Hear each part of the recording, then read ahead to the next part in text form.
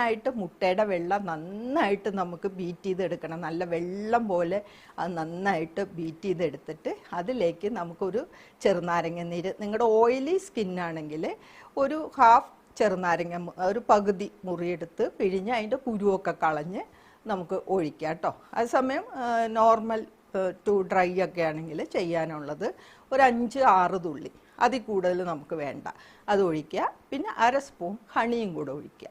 Okay, എന്നിട്ട് നന്നായിട്ട് അതങ്ങ് ബ്ലെൻഡ് ചെയ്തിട്ട് നമുക്കിത് അപ്ലൈ ചെയ്യാം. അപ്പം അപ്ലൈ ചെയ്യുന്നതിന് മുന്നേ മുഖം അല്പം പാലെടുത്തിട്ട് ഒരു കോട്ടണിൽ മുക്കി മുഖമൊക്കെ ക്ലെൻസ് ചെയ്യണേ. എന്നിട്ട് മുഖം വാഷ് ചെയ്തിട്ട് ഉണങ്ങി കഴിയുമ്പോഴാണ് നമ്മൾ ഈ പാക്ക് അപ്ലൈ ചെയ്യുന്നത്.